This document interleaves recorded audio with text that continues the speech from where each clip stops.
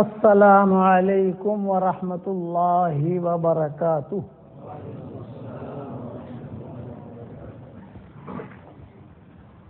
الحمد للہ نحمده ونستعینه ونستغفره ونؤمن به ونتوکل علیہ ونعوذ باللہ من شرور انفسنا ومن سیئات اعمالنا ونعوذ باللہ من شرور انفسنا ومن سیئات اعمالنا ونعوذ باللہ من شرور انفسنا ومن سیئات اعمالنا من يهده الله فلا مضل له ومن يضلله فلا هادي له ونشهد أن لا إله إلا الله وحده لا شريك له ونشهد أن سيدنا ومولانا محمدا عبده ورسوله صلى الله عليه وعلى آله وأصحابه وبارك وسلم تسليما كثيرا كثيرا أما بعد فأعوذ بالله من الشيطان الرجيم بسم الله الرحمن الرحيم والسابقون السابقون أولئك المقربون في جنات النعيم ثلة من الأولين وقليل من الآخرين على سرر موضونة متكئين عليها متقابلين يطوف عليهم ولدان مخلدون بأكواب وأباريق وكأس من معين لا يصدعون عنها ولا ينزفون وفاكهة مما يتخيرون ولحم طير مما يشتهون وحور عين كأمثال اللؤلؤ المكنون جزاء بما كانوا يعملون لا يسمعون فيها لغوا ولا تأثيما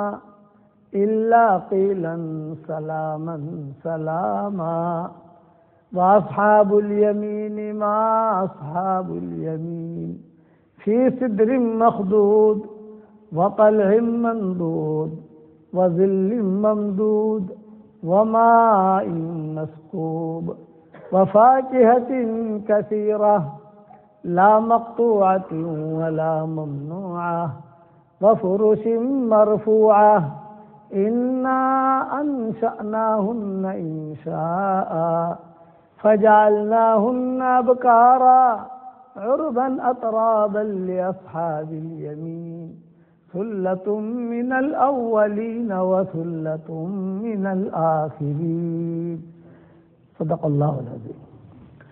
قابل احترام بھائیوں، دوستوں اور بزرگوں، بیان سننے والے تین قسم کے ہوتے ہیں۔ ایک قسم ہوتی ہے طالب کی، طلب، وہ ہمیشہ ترقی کرتا رہتا ہے، کچھ نہ کچھ اسے مل جاتا ہے۔ میرے والد صاحب رحمۃ اللہ علیہ ہمیں وہاں مرکز نظام الدین میں ہم جب چھوٹے تھے تو یہ کہا کرتے تھے کہ بیٹا یہاں بیان جو ہوتے ہیں تو سب کے بیان میں بیٹھو، یہ مجھے کہتے تھے۔ میرے بیان میں تو بیٹھتے ہی ہو فجر بعد، لیکن یہ کہ جس کا بھی بیان ہو، میواتی کا بھی بیان ہو تو بیٹھو۔ میں ابا سے کہتا تھا کہ میواتی کے بیان میں کیا ملے گا، میں یہ کہتا تھا تو ابا کہتے تھے یہ بات نہیں ہے، کبھی کبھار کوئی جملہ یا کوئی حدیث یا کوئی کلمہ یا کوئی بیان ایسا ان کی زبان سے نکل جاتا ہے کہ سامنے والے کی ہدایت کا ذریعہ ہو جاتا ہے، یہ ابا کہتے تھے۔ تو تین قسم یاد رکھنا، ایک ہے طلب، تعلیم، تو طلب لے کر بیٹھے گا تو اسے کچھ نہ کچھ ملے گا اور لے کر اٹھے گا وہ۔ دوسرا ہوتا ہے قانع، قانع کا مطلب قناعت، بھئی یہ آیت کی تفسیر تو مجھے معلوم ہے، یہ قصہ بھی میں نے پڑھا ہے، سنا ہے، خود مولانا کی زبان سے سنا ہے، جسے کہتے ہیں قناعت۔ تو علماء نے لکھا ہے کہ قانع جو ہوگا، قناعت کرنے والا، نہ اوپر جائے گا نہ نیچے آئے گا، وہ لٹکا اٹکا رہے گا۔ اور تیسرا ہوتا ہے ناقد، تنقیدی مزاج، کرٹیسائز۔ تو تنقید کرنے والا یہ ہمیشہ کے لیے محروم رہتا ہے۔ یہ 3 باتیں یاد رکھنا۔ سب سے پہلے میں طالب کا 1-2 باتیں بتاؤں۔ آپ نے نام سنا ہوگا کرنل امیر الدین کا، حیدرآباد کے تھے، اور یہ انگلینڈ میں بہت کام کیا انہوں نے، کیلیفورنیا میں بہت کام کیا، شکاگو میں کام کیا، ٹورنٹو میں کام کیا، اور سب جگہ آسٹریلیا میں کام کیا۔ کئی لوگ ان کے ہاتھ پر مسلمان ہوئے۔ یہ ایک بات کہتے تھے کرنل صاحب کہ برٹش کے زمانے میں کرنل تھا، یعنی ہندوستان میں جو برٹش کی حکومت تھی اس میں وہ کرنل تھے۔ تو ظاہری بات ہے کہ برٹش کو دور میں کرنل کا ہونا یہ بہت بڑی چیز ہے۔ عام لوگوں کو ایسا کرنل نہیں رکھتے ہیں یہ لوگ۔ تو وہ ہمیشہ اللہ تعالیٰ سے کہتا تھا کہ اللہ میرے دل میں طلب ہے کہ کوئی خیر کی چیز مجھے ملے، لیکن اب میں ایک ایسے پوسٹ پر ہوں کہ میرے پاس لوگوں کا آنا مشکل، میرا لوگوں کے پاس جانا مشکل۔ ہماری ایک ترتیب ہے، ہم کسی سے مل نہیں سکتے، قانونی اعتبار سے بھی نہیں مل سکتے ہم، کہ تم اس سے ملنے کیوں گئے تھے، مسئلے آئیں گے۔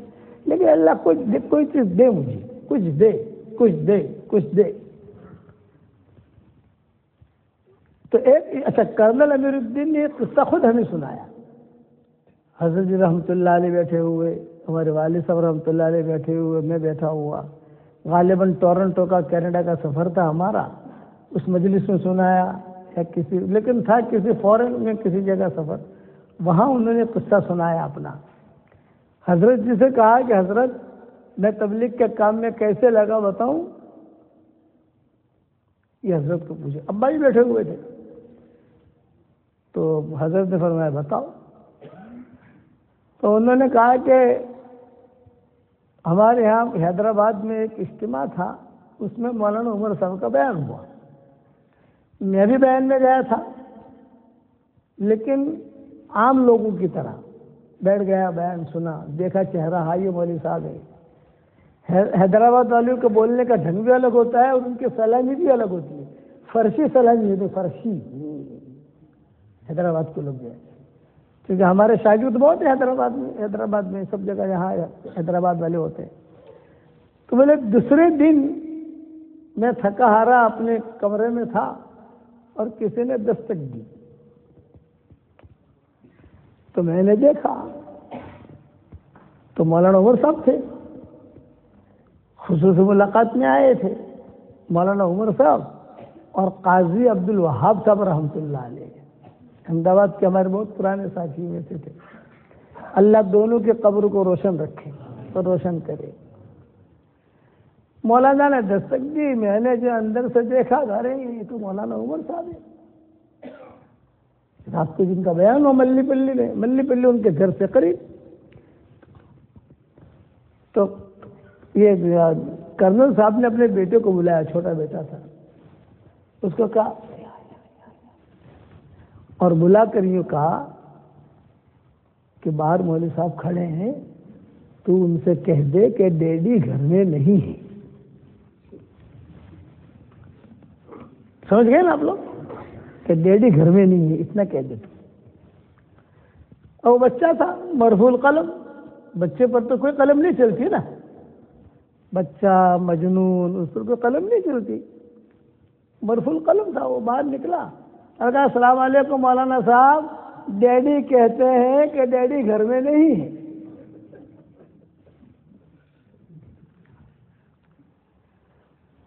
یہ کرنل صاحب خود سنا رہے ہیں۔ تو کرنل صاحب نے سنا اندر سے، کہہ رہے تو اس نے تو سب معاملہ الٹا کر دیا۔ کرنل صاحب کو شرمندگی ہوئی، ارے اتنے بڑے مولوی صاحب میرے گھر پر آئے اور میں نے یہ کہہ دیا کہ گھر میں نہیں ہے۔ تو کرنل صاحب نے دروازہ کھولا، دروازہ کھول کر کرنل صاحب جو ہے وہ باہر آئے اور کہا مولانا مجھے معاف کر دیجیے، مجھے معاف کر دیجیے، آئیے اندر آئیے، اندر آئیے، اندر آئیے، اندر آئیے۔ اندر لیا، بٹھایا، اکرام کیا، مولانا معاف کرو، مولانا معاف کرو۔ میرے والد نے کہا کرنل صاحب معاف نہیں کروں گا میں۔ ارے مولانا معاف کرو، معاف کرو۔ میں کہا کہ دیکھو اگر معافی چاہتے ہو تو 3 دن ہمارے ساتھ نکلو جماعت میں۔ یہ حضرت جی کو سنا رہے تھے، حضرت جی بھی بیٹھے ہوئے تھے، تو 3 دن مولانا کے ساتھ ہمارے لگے، لیکن وہ 3 دن آج کے 3 چلو سے بہت اچھے ہوتے تھے۔ وہ دور تھا، خیر القرون کا دور تھا، بھلے لوگ سب۔ آج 50 سال ہو گئے ہیں جب میں قصہ سنا رہا ہوں، کرنل صاحب کہتے تھے الحمدللہ اب تک جو ہے میرے 3 دن پورے نہیں ہوئے، یعنی اس وقت سے تبلیغ کے کام میں لگا، اب تک جو ہے میں چل رہا ہوں۔ یہ طالب کبھی بھی محروم نہیں رہے گا، یاد رکھنا۔ حضرت خدیجہ رضی اللہ تعالی عنہ جب اسلام نہیں آیا تھا، اسلام تو بعد میں آیا، حضور صلی اللہ علیہ وسلم کے نکاح کے بعد اسلام تو آیا، بعد میں جب نکاح ہو گیا، یہ ہو گیا، بعد میں نبوت ملی حضور صلی اللہ علیہ وسلم کو، تو وہ ایک جملہ یاد رکھنا، دل میں خیر ہوگی تو اللہ تمہیں خیر دے دے گا۔ کہاں سے دے گا یہ مت پوچھو، اگر دل میں خیر ہے نا تو اللہ دے دے گا۔ کبھی کبھی شیطان کے ذریعے سے بھی اللہ خیر دیتا ہے شیطان، لیکن وہ بھی خیر کی بات بتا جاتا ہے۔ ابو ہریرہ کو آیت الکرسی سکھانے والا شیطان تھا، اس کا وظیفہ بتانے والا۔ ابو ہریرہ کیوں تھکتا ہے تو رات کو آیت الکرسی پڑھ کے سو جا، پوری رات فرشتہ آتی تیری حفاظت کرے گا۔ تو حضور صلی اللہ علیہ وسلم کو آ کر ابو ہریرہ نے سنایا، تو حضور صلی اللہ علیہ وسلم نے فرمایا کب بخت ہے وہ جھوٹا لیکن بات صحیح بتا گیا، ہے وہ جھوٹا لیکن بات صحیح بتا گیا۔ سلمان فارسی رضی اللہ تعالیٰ عنہ سے 250 سال کی ان کی عمر ہوئی ہے، جس پر سارے علماء کا اتفاق ہے۔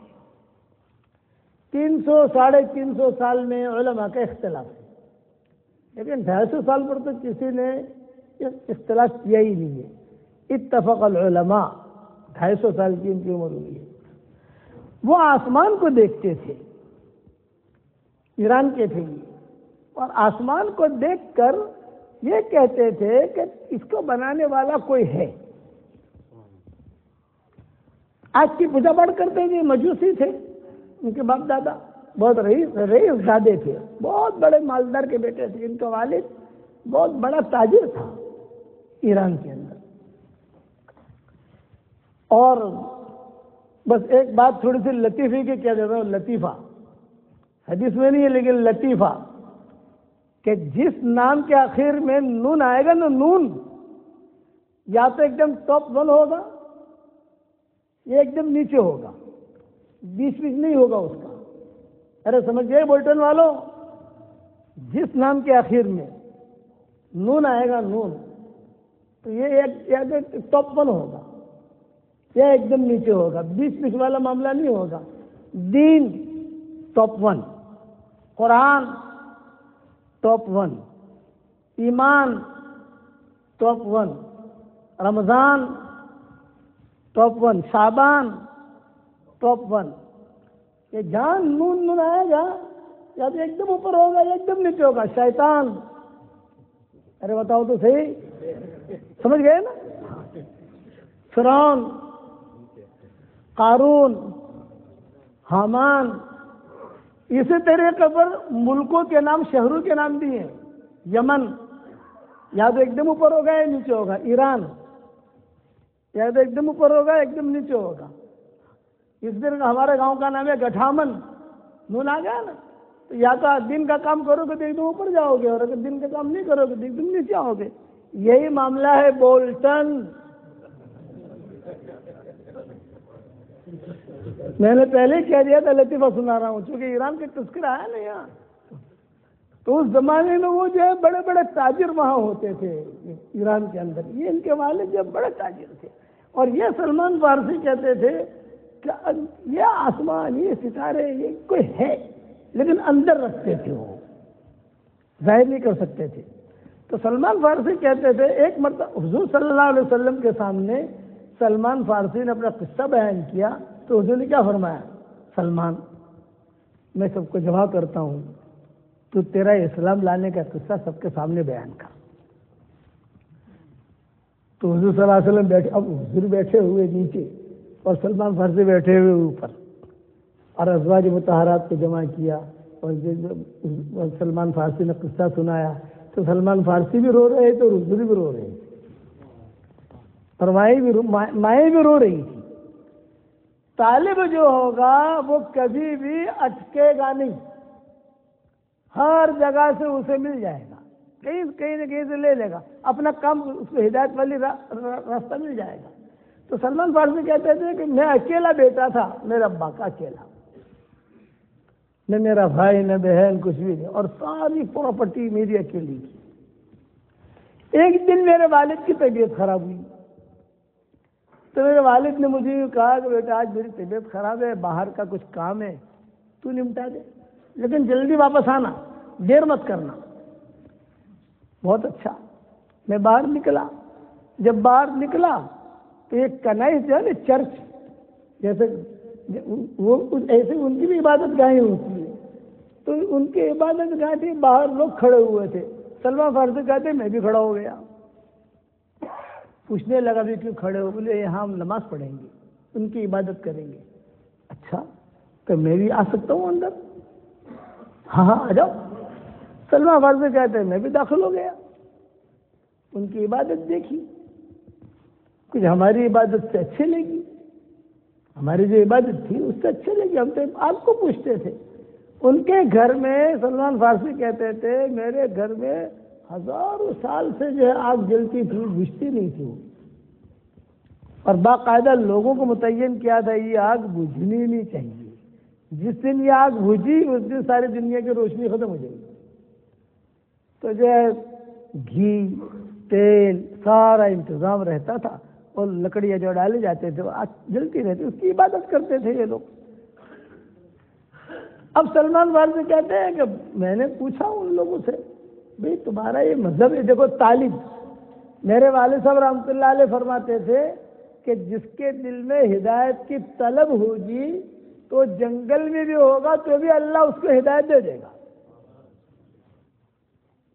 اور جس کے اندر ہدایت کی طلب نہیں ہوگی تو حرم میں رہ کر بھی محروم رہے گا، طلب نہیں ہے۔ اور ہمارے سامنے بہت قصے ہیں، خود حضرت خدیجہ کے قصے میں تفصیل سے بیان کرتا ہوں، حضرت سودا کے قصے تفصیل سے بیان کرتا ہوں، سب کے قصے بہت بیان کرتا ہوں میں۔ پہلے ایک قصہ سن لو حضرت سلمان فارسی کا۔ سلمان فارسی کہتے ہیں کہ میں نے ان سے پوچھا کہ تمہارا مرکز کہاں ہے؟ تو انہوں نے کہا شام میں، دمشق میں۔ اگر تمہاری جماعت جائے تو مجھے بھی ذرا لیتے جانا وہاں۔ بہت اچھے ایڈریس لے لیا، ترتیب دے دی۔ سلمان فارسی کام پر گئے، واپس آئے، باپ ناراض ہوا، کہاں چلا گیا تھا اتنی دیر؟ بہت دیر لگا دی۔ تو میں نے میرے والد سے کہا ابا جان ہمارا مذہب ٹھیک نہیں ہے، میں ایک مذہب دیکھ کر آیا ہوں بہت اچھا ہے۔ باپ نے کہا مجھے یہ ڈر تھا تجھ سے کہ تو بگڑ جائے گا۔ باپ نے جیل میں ڈال دیا۔ ان کی جیل جو ہوتی ہے، بڑے لوگوں کی جیل بھی ان کے احاطے میں ہی ہوتی ہے، ان کے ہسپتال بھی ان کے احاطے میں ہی ہوتے ہیں، مجھے جیل میں ڈال دیا۔ میں بڑا پریشان، کھانا جو ہے باندیاں لا کر دیتی تھی۔ میں نے میری ماں کو بلایا، ماں کو بلا کر کہا اماں مجھے اصلی ہیرے جواہرات دے دو، وہاں کے پتھر تو مشہور ہوتے ہیں نا، عقیق ہے، فیروزہ ہے، سارے کے سارے۔ میں نے سب چپ کے جمع کرنے شروع کیے، یہاں تک کہ وہ جہاں میں عبادت کے لیے گیا تھا دمشق میں، وہ جہاں ان کے چرچ تھا وہاں پر، انہوں نے مجھے ایڈریس بھیجا کہ کل ہم لوگ جا رہے ہیں دمشق، ہمارا مرکز ہے بڑا، تم بھی چلو ہمارے ساتھ۔ سلمان فارسی کہتے ہیں راتوں رات میں نے جو نوکروں کو بلایا، غلاموں کو بلایا، سب کو بلا کر جو بڑھیا توڑوائی، پیسے لیے، ہیرے جواہرات لیے، سونا چاندی لیا، ان کے ساتھ چل دیا۔ دن میں 2 دن میں ابا جو دیکھنے کے لیے آتا تھا مجھے، والدین ارے سلمان کا بچہ کہاں ہے، ہمارا بچہ کہاں ہے؟ ابھی پتہ نہیں۔ اب وہ جو بڑا آدمی تھا اس نے فوجیں دوڑائی دائیں بائیں آگے پیچھے، لیکن میں نہیں ملا۔ میں دمشق پہنچ گیا، دمشق پہنچ کر میں نے لوگوں میں اعلان کیا بھئی میں بہت رئیس زیادہ ہوں، مجھے کوئی ایسا آدمی بتا دو کہ جو مجھے دین سکھائے۔ تو سما تھا، ایک بہت بڑا چرچ تھا، ان کے لمبے لمبے مینارے ہوتے تھے۔ تو چرچوں کی ترتیب اس دور میں ایسی ہوتی تھی کہ لمبا مینارہ ہوتا تھا تو پادری اسی میں رہتا تھا، نیچے نہیں اترتا تھا، کھانا پینا رہنا سونا سب وہاں پر۔ اور جس دن پادری نیچے اترا سمجھ لو کہ دنیا میں کوئی حال آنے والا ہے، یہ ان کا مذہب تھا۔ تو انہوں نے کہا یہ پادری بہت اچھا ہے، تم چلے جاؤ خدمت کرو۔ میں سیڑھی پر سے چڑھتے چلتے کئی 100 سیڑھیاں اکیلا میں گیا اور وہاں جا کر میں نے اس کی خدمت شروع کر دی۔ کئی سالوں تک، بعض کتابوں میں لکھا ہے 50 سال تک میں نے اس کی خدمت کی۔ کتنے بھائی؟ 50 سال۔ بس پاؤں دبانا، سر میں تیل ڈالنا، کھانا پکا کے دینا۔ اس کا انتقال کا وقت قریب آیا، وہ مر گیا۔ لوگ آئے اور پوچھا کہ یہ پادری کیسا تھا؟ تو میں نے لوگوں سے کہا بہت خراب پادری تھا یہ۔ کہ کیا خرابی؟ بولا آؤ میرے ساتھ آؤ، میرے ساتھ آؤ۔ یہ مولوی صاحب بہت خراب تھے۔ کہ کیا بتاؤ کیا خرابی تھی؟ آؤ میرے ساتھ آؤ۔ کمرہ کھول کے دکھایا تو اس میں جو ہے ہیرے جواہرات پیسے رکھے ہوئے، لوگوں سے وہ چندہ لیتا تھا اور صحیح جگہ لگاتا نہیں تھا، ہیرا پھیری کرتا تھا۔ سارا کا سارا میں نے دکھایا تو گاؤں والے بہت ناراض ہو گئے۔ گاؤں والوں نے کہا نہیں، اس کو تم دفن نہیں کریں گے، اس کو تم جلائیں گے۔ اس کو جلا دیا۔ خیر اس کو جلا دیا، میرا اس سے قصہ ختم ہوا، میں تو نیچے آ گیا۔ میں نے کہا میں کوئی دوسرا پادری بتاؤ یار میں اس سے دین سیکھوں۔ بولے ایک پادری ہے، نوجوان ہے، اچھا ہے، تم چلے جاؤ وہاں۔ میں وہاں آ گیا، اس کی خدمت کرنے لگا۔ میں طالب، ہمیشہ طالب بن کے رہو تو آپ جو ہے ترقی کرتے رہو گے انشاءاللہ۔ سلمان فارسی کہتے تھے کہ وہ پادری بہت اچھا تھا، تہجد میں اٹھتا تھا، آسمان کی طرف کبھی دیکھ کر دعا مانگتا تھا، اے اللہ تیرے نبی آنے والے ہیں، یہ ستاروں سے پتہ چلتا ہے کہ تیرے نبی قریب ہے، آنے والے ہیں، اے اللہ مجھے ان تک پہنچا دے۔ وہ پادری دعا مانگتا تھا، اشعار پڑھتا تھا، شہدت علی احمد انہ رسول من اللہ بارئ النسمی، شہدت علی احمد انہ رسول من اللہ بارئ النسمی، فلو مد عمری الی عمرہ، فلو مد عمری الی عمرہ، صلی اللہ علیہ وسلم، فلو مد عمری الی عمرہ لکنت وزیرا لہ وابن عمی، وجاہدت بالسیف اعداءہ وفرجت عن صدرہ کل غمی۔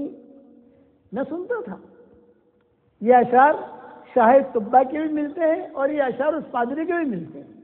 آپ کے پیدا ہونے سے سالوں پہلے یہ اشعار پڑھے گئے تھے، پیدا نہیں ہوئے تھے آپ۔ وہ کہتا تھا کہ اللہ تیرا نبی ایک احمد آنے والا ہے، میں نے دیکھا نہیں ہے لیکن بغیر ان کو دیکھے میں ان کو تیرا نبی مانتا ہوں۔ تو مجھے اچھا لگتا تھا، یہ اشعار پڑھتا تھا، دعا میں کہتا تھا شہدت علی احمد انہ رسول من اللہ بارئ النسمی، میں نے گواہی دے رہا ہوں کہ احمد اللہ کا نبی ہے جو بتوں کو توڑنے والا ہے، باطل کو ختم کرنے والا ہے۔ جب یہ اشعار پڑھتا تھا تو میں کھڑا کھڑا روتا تھا، سلمان فارسی، یہاں تک کہ اس کا انتقال کا وقت قریب آیا۔ میں قریب بیٹھا ہوا تھا، وہ اور اچھا آدمی تھا، تو میں نے اس سے کہا کہ استاد صاحب آپ کا تو انتقال کا وقت قریب ہے، آپ کے دنیا سے جانے کے بعد میں کہاں جاؤں، مجھے کوئی ایڈریس بتا دو۔ تو اس نے لیٹے لیٹے کہا لکھ ایڈریس، لکھ ایڈریس، لکھ ایڈریس، لکھ۔ تو میں نے کاغذ قلم لیا، اس دور کے اعتبار سے جو ترتیب تھی، یہ کہا تو یہاں سے چلا جانا، ایسی جگہ جانا جہاں کھجور کے درخت بہت ہیں، اور وہاں ایک آدمی ملے گا، اس کا نام ہے محمد احمد، اور ان کی ایک نشانی یہ ہے کہ وہ ہدیہ قبول کرتے ہیں، دوسری نشانی یہ ہے وہ زکوٰۃ اور صدقے کا مال نہیں کھاتے، اور تیسری نشانی یہ ہے کہ ان کے شانے کے اوپر نبوت کی مہر ہے. بس یہ 3 چیزیں تو دیکھ لے تو ان کو پکڑ لینا, اور جب تم ان تک پہنچے میرا سلام بھی کہہ دینا, اور تو گواہ رہنا کہ وہ ابھی پیدا نہیں ہوئے لیکن بغیر ان کو دیکھے میں ان کو اللہ کا نبی مانتا ہوں, تو گواہ رہنا. سلمان فارسی کہتے ہیں کہ میں نے سارا لکھ لیا کر جو ہے اس کا انتقال ہو گیا. لوگ آئے, پوچھا بھئی یہ کیسا تھا؟ میں نے کہا یہ تو بہت اچھا آدمی تھا. تو لوگوں نے اس کو دفن کیا اور میں میرا سامان لے کر نکلا کہ چلو حجاز کی طرف. حجاز کا مطلب تبوک وغیرہ یہ علاقے میں. جب میں نکلا تو ایک قافلہ ملا. کہاں جا رہے ہو بھئی؟ تو انہوں نے کہا ہم تو حجاز جا رہے ہیں. بھئی میرے ساتھ چلوں؟ ان کا چلو. تو سلمان فارسی کہتے ہیں میں ان کے ساتھ ہو گیا. طالب کو راستے سلام کریں گے, یہ ذہن میں رکھنا. جس کے دل میں طلب ہوگی ہوائیں اس کو سلام کریں گی, راستے میں سلام کریں گے, پہاڑ میں سلام کریں گے, کہیں گے یہاں آ جا, لے لے, خیر لے لے, خیر لے لے. اور جس میں طلب نہیں ہوگی وہ حرم میں محروم, ابو جہل ابو لہب وہاں رہتے ہوئے محروم ہوں گے. اور سلمان فارسی وہاں وہ رہتے ہوئے کہاں ایران, کہاں مدینہ منورہ. اللہ نے ہدایت دے دی ان کو. سلمان فارسی کہتے ہیں کہ میں چلا تبوک پہنچے.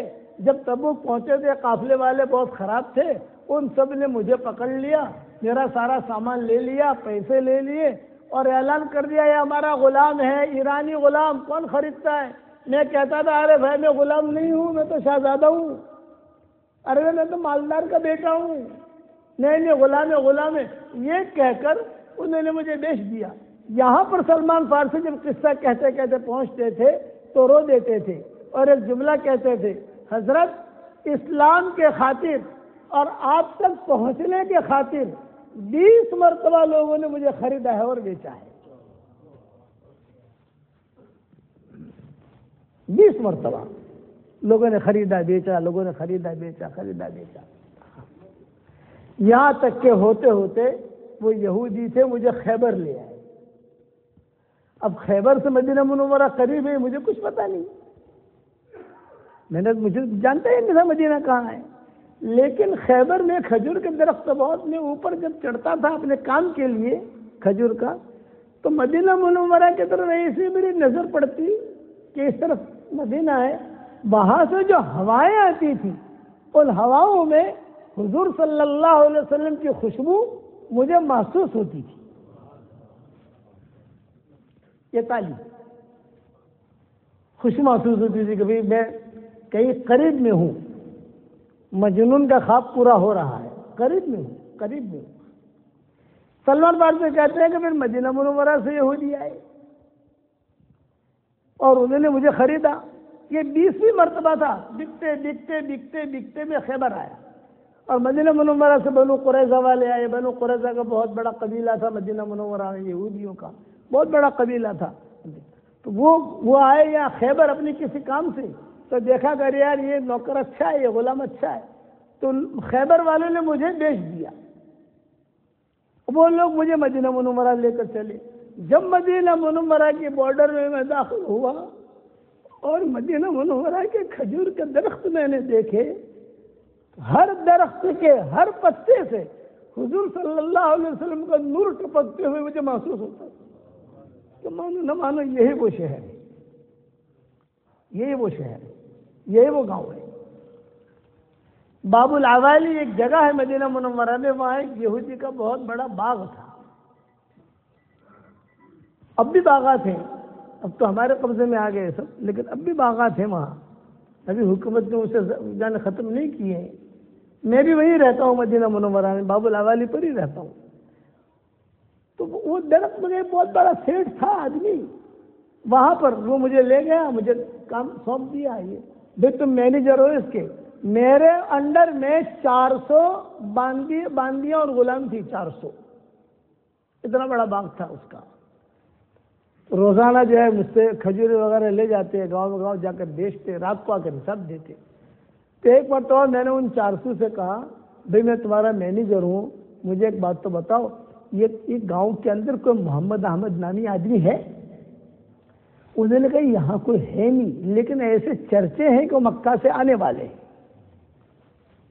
کوئی ہے نہیں یہاں، لیکن چرچے بہت ہیں گھر گھر میں کہ محمد احمد نامی آدمی مکہ سے آنے والے۔ اچھا جب بھی وہ آ جائیں مجھے بتانا، یہ سلمان فارسی نے کہا۔ سلمان فارسی کہتے تھے یہ حدیث سلمان فارسی حضور صلی اللہ علیہ وسلم کے سامنے بیان کرتے تھے، اب میری زبانی آپ سن رہے ہو۔ سلمان فارسی کہتے تھے کہ ایک مرتبہ دوپہر کا وقت تھا، ہوائیں خود چل رہی تھی، گرمی کا موسم تھا، اور میرا جو رشتہ دار ہے یہ جو یہودی تھا اس کا چچا بھائی وہ بھاگا آیا، ہاپتا کاپتا، اور یوں کہا بھائی کچھ سنا کہ نہیں، ایک آدمی آیا ہے قبا میں ٹھہرا ہے اور وہ کہہ رہا ہے کہ میں اللہ کا نبی ہوں، اس کا نام محمد احمد ہے اور ایسا ہے ایسا۔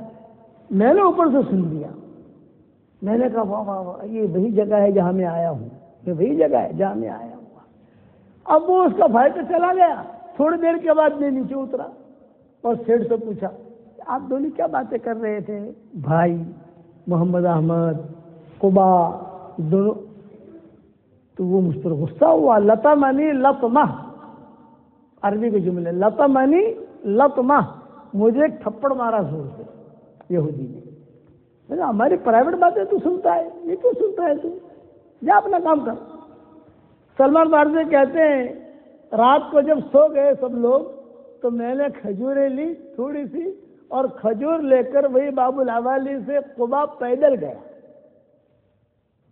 اور لوگوں سے پوچھا یہاں کوئی مکہ مکرمہ سے کوئی مہمان آئے؟ انہوں نے کہا ہاں آئے۔ کہاں ہے؟ یہ گھر میں ٹھہرے۔ میں جا سکتا ہوں؟ ہاں چلے جاؤ۔ میں گھر میں داخل ہوا تو حضور صلی اللہ علیہ وسلم اکیلے تھے، کوئی نہیں۔ میں جا کے بیٹھ گیا۔ حضور صلی اللہ علیہ وسلم نے پوچھا آپ یہ کہاں سے آئے ہو تم؟ تو وہ میں ایران سے آیا ہوں۔ تو یہاں کیا کرتے ہو؟ بھئی یہاں میں کسی جگہ مینیجر ہوں، مدیر ہوں۔ آپ خاموش رہے، کوئی جواب نہیں دیا۔ میرے پاس کھجوریں تھی تو میں نے وہ کھجوریں حضور صلی اللہ علیہ وسلم کو کہا کہ حضرت میں کھجوریں لایا ہوں، سب کو چیزیں آپ قبول فرما لیں۔ آپ نے فرمایا نہیں، میں اللہ کا نبی ہوں، سب کا کمال نہیں کھاتا۔ میں نے کہا لو بھائی ایک علامت ہو گئی۔ اس کے استاد نے کہا تھا نا 3 علامتیں، ایک علامت ہو گئی۔ باہر جا کے کسی کو دے دو تم۔ میں باہر نکل کر لوگوں میں تقسیم کر دی کھجوریں۔ اب پتہ چلا کہ حضور صلی اللہ علیہ وسلم سے باب الاوالی کے قریب ٹھہرے ابو ایوب انصاری کے مکان پر۔ یہ باب الاوالی سے قریب ہے ابو ایوب انصاری کا مکان، پیدل 10 منٹ 15 منٹ لگتے ہیں باب الاوالی سے یہاں آتے ہوئے۔ ارے میں رات میں پھر گیا، حضور صلی اللہ علیہ وسلم اکیلے بیٹھے ہوئے۔ میں جا کر بیٹھ گیا۔ ہاں بھائی کیوں آئے ہو؟ آپ قبا میں بھی آئے تھے، ملاقات کی تھا۔ حضرت تھوڑی کھجوریں ہدیہ لایا ہوں، ہدیہ قبول فرما لیں۔ آپ نے فرمایا ہاں میں اللہ کا نبی ہوں، ہدیہ قبول کرتا ہوں۔ یہ کہتے ہوئے کھجوریں رکھ لی۔ 2 علامتیں ہو گئی۔ اب تیسری علامت مہر نبوت کی شانے پر۔ اب یہ کیسے دیکھوں؟ کسی کو یہ تو نہیں کہہ سکتے کہ ذرا اپنا کرتا اوپر کرو میں دیکھوں۔ سلمان فارسی کہتے تھے گرمی کا زمانہ تھا، خوب لوئیں چل رہی تھی، دوپہر کے وقت میں کھجور کے درخت کے اوپر میں کھجوریں توڑ رہا تھا، اتنے میں نے دیکھا بقی کی طرف، تو حضور صلی اللہ علیہ وسلم بقی میں موجود ہے۔ کسی صحابی کا انتقال ہوا تھا، دفن کرنے کے لیے آئے تھے وہاں سارے صحابہ۔ تو میرے دل میں یہ بات آئی کہ 2 مرتبہ تو رات کو میں نے دیکھا حضور کو، چلو میں ابھی دوپہر کے وقت میں دیکھ لیتا ہوں۔ سلمان فارسی کہتے ہیں سارا کام کاج چھوڑا اور میں سیدھا آ گیا بقی میں۔ جب بقی میں داخل ہوا تو حضور صلی اللہ علیہ وسلم چھوٹی سی چٹان کے اوپر تشریف فرما تھے اور باریک ململ کے کپڑے پہنے ہوئے تھے، اور صحابہ سامنے بیٹھے ہوئے تھے، اور کچھ صحابہ قبر کی تیاری کر رہے تھے۔ میں جب صحابہ کے سامنے جا کر بیٹھ گیا، حضور صلی اللہ علیہ وسلم نے مجھے دیکھا کہ آ کے بیٹھا ہے۔ پھر میرے دل میں ایک بات آئی کہ یار میں یہاں بیٹھا ہوں، غلط بیٹھا ہوں۔ میں اگر حضور صلی اللہ علیہ وسلم کے پیچھے جا کر بیٹھ جاؤں، ہوائیں خود تیز چل رہی ہیں، لوئیں چل رہی تھی، خوب لوئیں چل رہی ہیں اور آپ کا قمیص مبارک پیچھے سے یوں اڑتا تھا یوں کہ وہ ہوا تیز چلے گی، تھوڑا انتظار کر لینا، قمیص مبارک جو ہے وہ اٹھے گا اڑے گا تو تو نیچے سے مہر نبوت دیکھ لینا۔ یہ میرے دل میں بات آئی۔ سلمان فارسی کہتے ہیں فقمت، میں کھڑا ہوا، ثم مشیت، پھر میں نے چلنا شروع کیا۔ جب میں نے چلنا شروع کیا تو سارے صحابہ جو ہے مجھے دیکھ رہے تھے اور حضور صلی اللہ علیہ وسلم کی آنکھیں بھی میرے ساتھ ساتھ چل رہی تھی، حضور بھی دیکھ رہے تھے۔ میں پیچھے جا کر بیٹھ گیا۔ جب پیچھے جا کر بیٹھا تو حضور صلی اللہ علیہ وسلم نے فرمایا یا اخی سلمان رأیت علامتین وتريد الثالث لا تنتظر الهوى فرفع قمیصه۔ حضور نے فرمایا میرے بھائی سلمان، دو نشانیاں تو نے دیکھ لی، تیسری نشانی تجھے دیکھنی ہے، ہوا کا انتظار مت کر کے ہوا چلے کرتا اڑے پھر دیکھوں۔ حضور نے خود نے اپنا قمیص اوپر کیا، پیچھے سے خود اوپر کیا اور کہا لے یہ علامت بھی دیکھ لے۔ سلمان فارسی کہتے ہیں کہ میں نے وہ نشانی دیکھی اور میں نے اسے بوسہ دیا اور میں نے کہا اشہد ان لا الہ الا اللہ و اشہد انک رسول اللہ۔ اب اللہ کے سچے نبی طالب تھا، ایران سے چلا، یہاں آ کر بھی اللہ نے ہدایت دے دی اس کو۔ سلمان فارسی بہت روتے تھے اور صحابہ سے کہتے تھے کہ دیکھو اس جگہ میں مسلمان ہوا ہوں، اگر میرا انتقال مدینہ منورہ میں ہو جائے مجھے یہی دفن کرنا، کہ یہیں سے مجھے زندگی ملی ہے۔ اب سلمان فارسی جو ہے وہ آتے جاتے حضور صلی اللہ علیہ وسلم کے پاس، احد کی لڑائی بھی ہو گئی لیکن سلمان فارسی جا نہیں سکے، حالانکہ احد تو قریب ہے۔ کسی غزوے میں حضور کے ساتھ زیادہ جا نہیں سکے سلمان فارسی۔ کیوں نہیں جا سکے؟ اس لیے کہ وہ یہودی جیسا، وہ اڑیل ٹٹو جیسا تھا، وہ چھٹی نہیں دیتا تھا سلمان فارسی کو۔ ایک مرتبہ حضور صلی اللہ علیہ وسلم نے فرمایا سلمان آزادی کیوں نہیں لے لیتے، پیسہ دے دو، آزاد ہو کر آ جاؤ ہمارے پاس۔ تو سلمان فارسی نے کہا کہ حضرت وہ بہت سخت آدمی ہے، وہ مجھے چھوڑے گا نہیں۔ آپ نے فرمایا تم بات تو کرو۔ تو سلمان فارسی نے بات کی یہودی سے، بھئی میں تو شریف زادہ ہوں، مالدار کا لڑکا ہوں، لوگوں نے بیچتے بیچتے مجھے یہاں تک پہنچا دیا ہے، میں غلام نہیں ہوں، لیکن یہ کہ تم مجھے چھوڑ دو، پیسہ جو لینا ہے لے لو۔ اس نے کہا کہ میں تمہیں چھوڑوں گا لیکن دو شرطیں ہیں۔ کہ کیا؟ یہ کہ یہ میری زمین ہے، اس میں 300 درخت کھجوروں کے لگاؤ، ہر کھجور کا درخت اگ جائے، کھجوریں آ جائیں، اس کی کھجور میں کھا لوں، نمبر ڈال دو 1 2 3 4 5 6 300۔ کھجور کا درخت جو ہے دادا لگاتا ہے، پوتا کھاتا ہے، اصل بیٹا نہیں کھا سکتا۔ آہستہ آہستہ آہستہ گرو ہوتا ہے، خاص طور سے مدینہ منورہ کی کھجوریں وہ آہستہ آہستہ آتی ہیں۔ تو اس نے شرط اس لیے لگائی کہ درخت اگتے اگتے ہی مر جائے گا۔ بولے ایک شرط یہ ہوگی، دوسری کیا شرط ہے؟ اگر دوسری شرط یہ ہے 40 اوقیہ سونا مجھے لا کر دے۔ سلمان فارسی کہتے ہیں میں نے دن تو کیا نہیں، میں تو آ گیا حضور کے پاس۔ تو حضور صلی اللہ علیہ وسلم نے پوچھا بھائی کیا ہوا؟ اجی حضرت یہ تو ایسے دو شرطیں لگا رہا ہے، ہائیلی امپاسبل، ناممکن۔ آپ نے کیا فرمایا؟ اللہ کے نزدیک کوئی چیز ناممکن نہیں ہے، قبول کر لو، تم قبول کر لو، قبول کرو۔ چنانچہ سلمان فارسی نے ڈن کر دیا، دستخط کر دیے، قبول۔ اب حضور صلی اللہ علیہ وسلم نے صحابہ کو جمع کیا۔ طالب ہمیشہ اوپر جاتا ہے، اتنا جملہ یاد رکھنا۔ اب حضور صلی اللہ علیہ وسلم نے صحابہ کو جمع کیا۔ صحابہ کو جمع کر کے آپ نے فرمایا یہ غریب آدمی ہے، بیچارہ پھنس گیا ہے، کچھ پودے جمع کرو۔ تو ابو بکر 10 پودے لائے، حضرت عمر 10 پودے لائے، حضرت عثمان 25 پودے لائے، ایسا کر کے 300 پودے حضور نے جمع کیے اور کہا چلو سلمان کے ساتھ اس زمین پر آئے۔ ابو بکر جو ہے وہ کھودتے تھے اور حضور صلی اللہ علیہ وسلم کو یعنی ابو بکر عمر جو زمین کھودتے تھے، اور کچھ صحابہ جو تھے یہ حضور صلی اللہ علیہ وسلم کو پودے دیتے تھے، یا سلمان فارسی کھودتے تھے اور ابو بکر عمر حضور کو پودے دیتے تھے. حضور صلی اللہ علیہ وسلم کچھ پڑھ پڑھا کر دم کرتے تھے, دم کر کے حضور صلی اللہ علیہ وسلم اسے گاڑ دیتے تھے. 300 پودے حضور نے لگائے.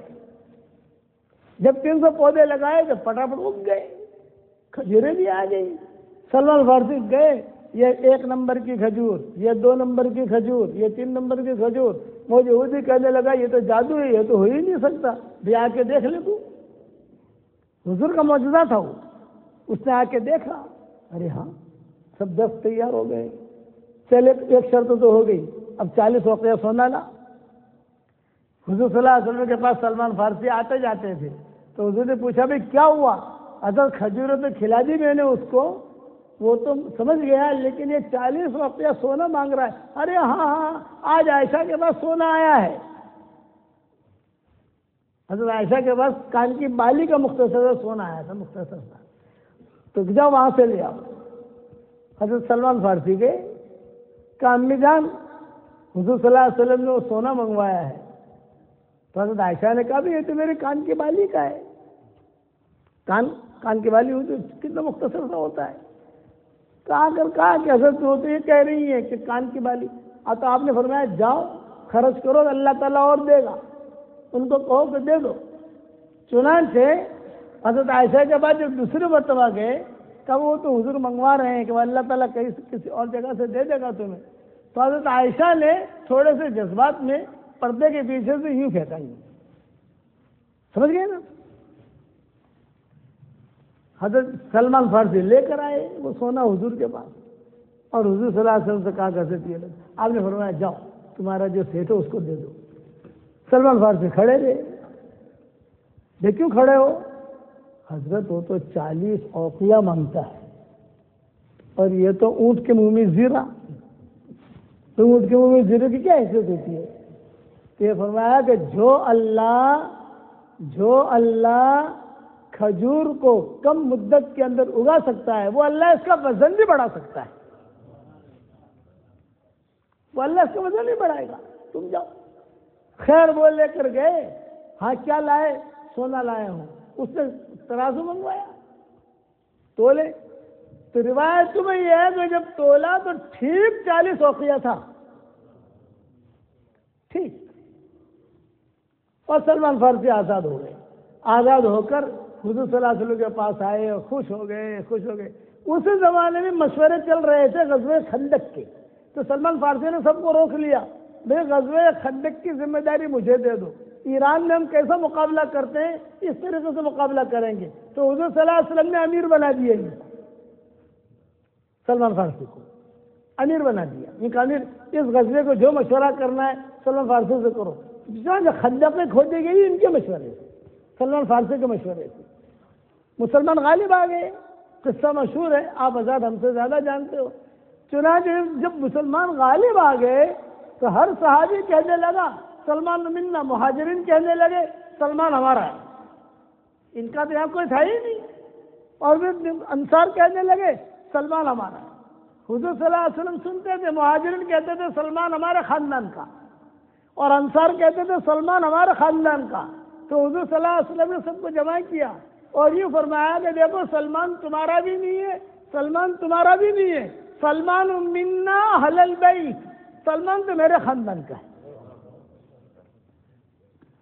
اپنے خاندان میں داخل کر دیا سلمان فارسی کو. اسی پر حضور نے فرمایا جو شاباشی ہے جی حضور صلی اللہ علیہ وسلم نے صحابہ کو, ان میں سلمان فارسی بھی تھے. ہنی اللہ کا یا سلمان, ہنی اللہ کا یا عمار, ہنی اللہ کا یا ابا ذر, ہنی اللہ کا یا مقداد. عمار تجھے بھی مبارک, سلمان تجھے بھی مبارک. لوگ جنت کے مشتاق ہیں اور جنت تمہاری مشتاق ہے. یہ درجہ ملا. تو ہمیشہ یاد رکھنا طالب جو ہے وہ اوپر جاتا ہے, محروم نہیں رہتا. اور ناقد جو ہے ہمیشہ محروم رہتا ہے. عرفات کے میدان میں حضور صلی اللہ علیہ وسلم بیٹھے ہوئے, حج ہو گیا, عرفات ہو گیا, تو کچھ لوگوں نے آ کر کہا کہ حضرت چلیں مزدلفہ کی طرف. آپ نے فرمایا بھائی میری اٹھنی پر ایک آدمی بیٹھا ہے, اس کے لیے بغیر میں کیسے چلوں؟ وہ آنے والا ہے, اس کو آنے دو, پھر چلتے ہیں ساتھ میں. چنانچہ روایتوں میں یہ ہے کہ حضور صلی اللہ علیہ وسلم انتظار میں بیٹھے رہے. حضرت اسامہ آئے, حضرت اسامہ یہ کوئی قبول صورت نہیں تھے. دیکھو ایک بات بتاؤں، کسی کو بدصورت ہم نہیں کہہ سکتے. ارے وہ کاڑو چھے وہ صورت چھے نہیں، اتنا کہہ سکتے ہیں قبول صورت نہیں ہے. کیوں نہیں کہہ سکتے؟ اس لیے کہ قرآن میں ہے هو الذی خلقکم وصورکم فاحسن صورکم. اللہ نے تم کو پیدا کیا، تمہاری صورتیں بنائی اور تمہاری صورتیں اچھی بنائی. اللہ جسے اچھا کہے ہم برا کہیں، اتنا کہہ سکتے. قبول صورت نہیں تھے. آخر ذرا قبول نہیں کرتی تھی، جو آنکھ کو نہ لگے وہ دل کو کیا لگے. ایک مثال مشہور ہے. تو اتنے قبول صورت نہیں تھے، رنگ کے بھی کالے تھے. جب وہ آئے تو ان لوگوں نے کہا او ہو، تنقید کی. بہت دھیان سے سننا، تنقید کی. کیا کہا؟ ارے یہ لونڈے کی وجہ سے حضور صلی اللہ علیہ وسلم انتظار کرتے رہے. کس کی وجہ سے؟ یہ تو قصہ ہو گیا. ابو بکر بیٹھے ہوئے تھے. ابو بکر نے کہا کہ یہ خاندان کا ذرا دیکھ لو کون ہے، کون سے قبیلے کے ہیں. فلاں قبیلے کے. تو صدیق اکبر نے کہا سب سے پہلے اسلام میں یہ لوگ فتنے میں مبتلا ہوں گے. اتنا جملہ صدیق اکبر نے کہہ دیا. حضور کا انتقال ہو گیا. حضور کے انتقال کے بعد جو ہے جو حالات آئے آپ جانتے ہیں. پھر اس کے بعد جب حضور کے وصال کے بعد کچھ لوگ مرتد ہو گئے، تو سب سے پہلے مرتد ہونے کی جو خبر مدینہ منورہ میں آئی اسی قبیلے کی تھی جس قبیلے نے عرفات میں حضرت اسامہ پر تنقید کی تھی. تو قبیلہ پورا کے پورا مرتد ہو گیا. تو صدیق اکبر کہتے تھے کہ تنقید مت کرو، تنقید نہیں. کسی کے اندر عیب ہے تو اس کو چھپاؤ. قرآن میں ان الذین یحبون ان تشیع الفاحشۃ فی الذین آمنوا لهم عذاب علیم فی الدنیا والآخرہ واللہ یعلم وانتم لا تعلمون. جو لوگ مسلمانوں میں، یہ مسلمانوں کے تذکرہ ہے یا عام انسانوں کے تذکرہ نہیں ہے، مومنین میں. ان الذین یحبون ان تشیع الفاحشۃ فی الذین آمنوا لهم عذاب علیم فی الدنیا والآخرہ. جو لوگ مسلمانوں میں فتنے کرواتے ہیں اور بری باتیں پھیلاتے ہیں ان کے لیے دنیا میں بھی عذاب ہے اور مرنے کے بعد بھی عذاب ہے. واللہ یعلم وانتم لا تعلمون. اللہ جانتا ہے تم نہیں جانتے. اخلاق حضور صلی اللہ علیہ وسلم نے سکھائے. حضرت صفیہ تھی، حیی ابن اخطب کی بیٹی تھی حضرت صفیہ. حیی ابن اخطب یہودیوں کا سب سے بڑا مالدار، ٹاپ 1. ابھی بھی جو ان کے پاس مال ہے ان میں حیی ابن اخطب کے مال کا حصہ ہے. اتنا بڑا آدمی تھا حیی ابن اخطب. حیی ابن اخطب بہت بڑا مالدار، اور حضور صلی اللہ علیہ وسلم کے خلاف دین دنیا میں نہ پھیلے، سارے خزانے کھول رکھے تھے. اس کے بیٹی حضرت صفیہ، یہ حضور صلی اللہ علیہ وسلم کے نکاح میں ہے. قصہ لمبا ہے. حضرت صفیہ کہتی تھی میرے باپ نے جتنی مخالفت کی حضور صلی اللہ علیہ وسلم کی وہ تو ساری دنیا جانتی ہے، اور ہوئے ابن اخطب کو میں نہ جانوں تو اور کون جانے گا، بیٹی نہ جانا تو کون جانے گا. لیکن حضرت صفیہ کہتی تھی جب تک میں حضور صلی اللہ علیہ وسلم کی زوجیت میں رہی کبھی بھی حضور صلی اللہ علیہ وسلم نے میرے باپ کی برائی نہیں کی، کبھی نہیں. ایک جملہ بھی حضور نے نہیں کہا ہے تیرا باپ نے ایسا کیا، تیرے باپ نے ایسا کیا، تیرے باپ نے ایسا کیا. یہ حضرت صفیہ کہا کرتی تھی. حضرت صفیہ کہتی تھی میں کبھی کبھار باپ ہونے کے ناطے ملنے کی اجازت لیتی تھی. بھئی میری ماں ہے، میرا باپ ہے. تو حضور کہتے ہاں ہاں ضرور جاؤ، ضرور جاؤ، ضرور جاؤ. اور کبھی کبھی جو ہے میں شکایت کرتی حضور صلی اللہ علیہ وسلم سے، حضرت عائشہ کی، حضرت ام سلمہ کی، امہات المومنین کی. امہات المومنین کے 2 ٹولیاں تھیں. ایک ٹولے کی ذمہ دار حضرت عائشہ ہوا کرتی تھی اور ایک ٹولے کی ذمہ دار ام سلمہ ہوا کرتی تھی. جب حضرت عائشہ اور ام سلمہ دونوں کسی چیز پر متفق ہو جاویں اور حضور متفق ہو جاویں تو کوئی مسئلہ ہوتا نہیں تھا، سب گھر ٹھیک ٹھاک چلتا. لیکن اگر ایک نے بھی شوشہ چھوڑ دیا، لفظی شوشہ، سمجھ گئے، لفظی شوشہ اگر عائشہ نے چھیڑ دیا یا ام سلمہ نے چھوڑ دیا تو پھر گھر کے اندر تھوڑا انتشار شروع ہو جاتا تھا. تو ماں عائشہ وغیرہ یا کچھ امہات المومنین حضرت صفیہ کو کہتی تھی کہ ارے تو یہودی کی بیٹی ہے, تو یہودی کی ہوئی ابن اخطب. حضور کے پاس آ کر شکایت کی, حضرت رونے لگی, حضرت یہ تو مجھے یہودی کی بیٹی کا. ارے تو ناراض کیوں ہوتی ہے؟ تو ان سے یوں کہ میں 3 نبیوں کے بیچ میں ہوں. ہارون علیہ السلام کی بیٹی ہارون علیہ السلام کا اولاد میں سے تھی. میرا باپ جو ہے ہارون علیہ السلام اوپر دادا, اور میرا چچا موسیٰ علیہ السلام, اور میرا شوہر حضور صلی اللہ علیہ وسلم. یہ کیوں نہیں کہتی تھی؟ یہ حضور کہتے. اچھا صفیہ سے جب حجۃ الوداع ہوا, یہ حضور صلی اللہ علیہ وسلم کی اخلاق بتا رہا ہوں, اللہ کرے وہ اخلاق ہم میں بھی آنے. آج اخلاق کی تقریر تو بہت کرتے ہیں, لیکن گھر والی نے اگر تھوڑا سا بھی نمک ڈال دیا زیادہ, ایاں مڑی سے اوپر نہیں ملتی. ہمارے وہاں تو یہی ہوتا ہے, پر یہ بھی گجرات کے ہی بچے ہیں سارے کے سارے. اخلاق وہ ہے جو نبی نے سکھائے. چلا جب میں ایک قصہ کے اگر بات ختم کروں, کتنے بجے ہیں دیکھنا, تو گھڑی سمجھ میں نہیں آتی مجھے. 7 بجے دے دو, گھڑی دے دو. آج گھڑی لانا بھول گیا ہوں میں. ٹھیک ہے, 7:45 بجے ختم کرنا ہے مجھے, اذان ہے 8:45 بجے. میں اس اعتبار سے وہ گھڑی سمجھ میں نہیں آتی. ٹھیک ہے چلو.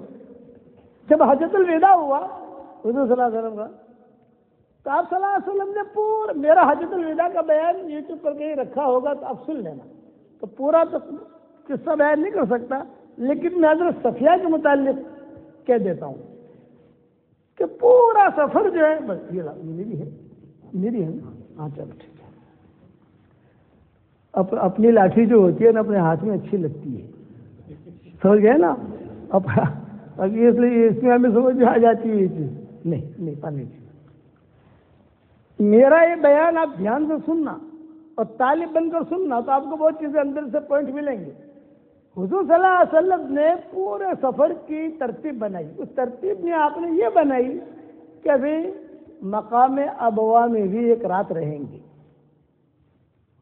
مقام ابا یعنی حضور صلی اللہ علیہ وسلم کی والدہ کی جہاں قبر ہے, وہ جنگل ہے پورا, یعنی قبر کے پاس نہیں, لیکن کہیں پر بھی جنگل میں خیمہ لگا لیں گے. ایک ماں کی یاد تو آتی ہے نا فطری, کہ ماں کی قبر کے پاس کہیں پر بھی خیمہ. ایک رات خدا کا کرنا ایسا ہوا کہ جیسے آنے والی رات ہے, یعنی آج رات وہاں ٹھہرنا ہے. صبح حضرت صفیہ کی اٹھنی بیمار ہو گئی. اب حضرت صفیہ کی اٹھنے جو بیمار ہوئی, نظر لگی کیا ہوا, تو حضرت صفیہ جو ٹینشن میں آ گئی. ارے ساری امہات المومنین ساتھ ہے, سارا قافلہ مدینے کا ساتھ ہے, حج میں جا رہے ہیں, اور حضور کا آخری حج ہے, اور میں تو کیسی محرومی ہے میری اٹھنی بیمار ہوئی. رونے لگی. حضور صلی اللہ علیہ وسلم تشریف لائے. حضور نے آ کر کہا صفیہ کیوں رو رہی ہو؟ اچھا میری اٹھنی بیمار ہو گئی. تو آپ نے فرمایا ٹینشن مت لو, اتنا بڑا قافلہ ہے, کوئی تمہیں اٹھنے نہیں دے گا. اتنا بڑا قافلہ ہے, کوئی نہ کوئی اٹھنے دے دے گا تمہیں, تم ٹینشن نہ لو. لیکن حضور سمجھا رہے تھے, اور حضرت صفیہ اور رو رہی تھی. مائیں جمع ہو گئی, ماؤں نے جمع ہو کر حضرت صفیہ کو سمجھایا, لیکن صفیہ ماننے کے لیے تیار نہیں. یہاں تک حدیثوں میں آتا ہے کہ اتنے آنسو نکلے کہ حضور صلی اللہ علیہ وسلم نے خود نے اپنے رومال سے آنسو پہنچے حضرت صفیہ کے, اور یہ کہا تم بالکل ٹینشن نہ لو. لیکن حضرت صفیہ جذبات نہیں تھی, تو آپ نے اعلان فرما دیا بھائی چلو آج رات کو یہی قیام کر لو. حالانکہ قیام کہاں کرنا تھا؟ مقام ابوا میں, لیکن آپ نے اعلان کر دیا کہ آج رات یہی ٹھہر جاؤ, اپنے بستر وغیرہ نکال لو, اتار لو, اور اپنے خیمے لگاؤ. تو حج کے سفر میں یہ ترتیب ہوتی تھی, حضور صلی اللہ علیہ وسلم کے لیے خیمہ لگتا تھا, اور ایک ایک ماہ کی باری ہوتی تھی. تو مغرب کی نماز کے وقت میں وہ ماں وہاں آ جاتی تھی حضور صلی اللہ علیہ وسلم کی خدمت کے لیے آپ کے خیمے میں. یہ ترتیب ہوتی تھی. تو حضور کے لیے بھی خیمہ لگا لیا. چلو کھانے وغیرہ پکنے شروع ہو گئے, ترتیب جو سفر کی ہوتی ہے. کتابوں میں لکھا ہے اتفاق یہ تھا کہ آج کی جو آنے والی رات ہے اس رات میں باری تھی حضرت صفیہ کی. آپ سمجھ گئے ایک اور ٹینشن, حضرت صفیہ کو ٹینشن ہوا، ارے میری وجہ سے تو قافلہ رکا یہاں، اور حضور نے مجھے کہا رو مت، لیکن میں تو کیا جذبات میں تھی، رونا شروع کیا تو یہ تھی تو کیا ہوگا، یہ ٹینشن آیا۔ حالانکہ حضرت صفیہ تھی ام سلمہ کی پارٹی میں، حضرت عائشہ کی پارٹی میں نہیں تھی، لیکن حضرت صفیہ نے کہا آج ام سلمہ سے کام نہیں بننے کا، حضرت عائشہ سے کام بنے گا۔ حضرت عائشہ کے پاس آ گئی، بہن جی ایک مسئلہ ہے، بتاؤ کیا مسئلہ ہے؟ آج جو ہوا وہ تو سب معلوم ہے، قافلہ سارا رک گیا، اور اتفاق یہ ہے کہ آج میری باری ہے۔ اب مجھے ڈر ہے کہ میں جب جاؤں گی تو پتہ نہیں حضور کتنے ناراض ہوں گے، کیا ہوگا، کچھ رستہ نکالو۔ یہ حضرت صفیہ نے تو عائشہ سے کہا، تو حضرت عائشہ نے کہا بہن جی معاملہ تو بہت بڑا ہے کہ تمہاری وجہ سے پورا قافلہ رک گیا، ورنہ تو آج حضور جو رات مقام ابا میں گزارتے، تو معاملہ تو بڑا ہے، لیکن مجھے ذرا سوچنے دو کہ میں کیا ترتیب کروں۔ اب بہن جی کچھ بھی ترتیب آپ کرو کہ بس یعنی معاملہ سب رفع دفع ہو جائے، آپ سمجھ گئے، حضور ناراض نہ ہو، یہ ہے وغیرہ وغیرہ۔ ہاں مجھے سوچنے دو۔ اب حضرت عائشہ رضی اللہ تعالیٰ عنہ نے کہا کہ مجھے تھوڑا سوچنے دو کیا ترتیب کروں، آج تمہاری باری بھی ہے، حضور صلی اللہ علیہ وسلم کو کیا جا کر سمجھاؤں، کیا کہوں۔ یہ اب انہیں جلدی تھی حضرت صفیہ کی کہ جلدی فیصلہ ہو، چنانچہ حضرت صفیہ نے کہا عائشہ میرے ذہن میں ایک بات آ رہی ہے، بتاؤ کیا بات آ رہی ہے؟ یہ کہ میری رائے یہ ہے کہ آج رات میری باری میں تم چلی جاؤ، جب تم چلی جاؤ گی تو کوئی مسئلہ ہوگا تھوڑا نبھا بھی لو گی، سمجھا بھی دو گی، غصہ بھی کم ہو جائے گا حضور کا۔ تو حضرت عائشہ نے کہا کہ ٹھیک ہے میں جاتی ہوں۔ اب مغرب کی نماز کے بعد حضرت عائشہ جو ہے کپڑے وغیرہ بدل کر حضور کے خیمے میں داخل ہوئی۔ حضور صلی اللہ علیہ وسلم نے دیکھا تو آپ نے فرمایا اویس، بیوی کا پیار والا نام رکھنا ہماری شریعت میں سنت ہے، لیکن دھمال والا نہیں۔ حضرت عائشہ کا نام عائشہ تھا، حضور پیار میں کہتے تھے اویس، حضور پیار میں کہتے تھے عائش، حضور پیار میں کہتے تھے صدیقہ، حضور پیار میں کہتے تھے عفیفہ، حضور پیار میں کہتے تھے حمیرہ۔ یہ پیار والے نام تھے سارے، نام وہ نہیں تھے، نام تو حضرت عائشہ تھا۔ ہمارے یہاں عربوں کی یہاں دعوتیں ہوتی ہیں تو وہ کہتے ہیں کہ شیخ ہمارے یہاں کھانے پر، تو میں ان کو کہتا ہوں بیوی کا پیار والا نام رکھنا سنت ہے، لیکن دھمال والا تو نہیں ہے۔ بولے نا ہم لوگ لیلا نام رکھتے ہیں پیار میں نے کہا یہی دھمال والا ہے، لیلا واحد۔ عام طور سے 4 بیویاں ہوتی ہیں، لیلا واحد، لیلا اتنے، لیلا ثالث، لیلا رابع، سمجھ گئے نا؟ تو حضور صلی اللہ علیہ وسلم نے فرمایا اویس آج تو آپ کی باری نہیں ہے، آپ کیسے آ گئی؟ تو حضرت عائشہ نے کہا ذالک فضل اللہ یؤتیہ من یشاء، اس اللہ کا فضل اللہ جسے چاہے دے، میری باری تو نہیں ہے، لیکن وہ صفیہ نے مجھے بھیج دیا تو میں آ گئی۔ اب حضرت عائشہ پوری رات حضور صلی اللہ علیہ وسلم کی خدمت، دوائیں دینا، یہ دینا، پانی دینا، جو بھی ترتیب ہوتی ہے۔ فجر ہوئی تو حضرت صفیہ کے دل میں گدڑ بدڑ، سمجھ گئے آپ کہ پتہ نہیں رات کو کیا بات ہوئی ہوگی، پتہ نہیں حضور صلی اللہ علیہ وسلم نے کیا کہا ہوگا، پتہ نہیں کیا ہوگا۔ جہاں حضرت عائشہ جو ہے وہ خیمے سے نکلی تو حضرت صفیہ دور کھڑی تھی، اشارہ کر رہی، کیا ہوا۔ حضرت عائشہ کہتی کہ محلن ٹھہرو۔ اب یہ نہیں یہی فکر کہ کیا یعنی کیا ہوا رات کو، کچھ میرے بارے میں کوئی ناراضگی کا اظہار تو نہیں کیا، وغیرہ وغیرہ۔ جب فارغ ہو کر حضرت عائشہ گئی تو حضرت صفیہ نے پوچھا امی جان جلدی سے مجھے کہو کہ پوری رات آپ نے گزاری حضور صلی اللہ علیہ وسلم کے ساتھ، باری میری تھی تو پوری رات حضور صلی اللہ علیہ وسلم نے کوئی ناراضگی کا اظہار، کوئی جملہ؟ تو حضرت عائشہ نے کہا صفیہ پوری رات میں نے گزاری، میں نے خدمت بھی کی، پوری رات میں ایک مرتبہ بھی اس قصے کا تذکرہ نہیں کیا ہے جو تمہارے ساتھ ہوا تھا، ایک مرتبہ بھی نے تمہارا نام لیا، نے یہ کہا کہ صفیہ نے غلط کیا۔ اور ہمارے یہاں کیا ہوتا ہے بھائی،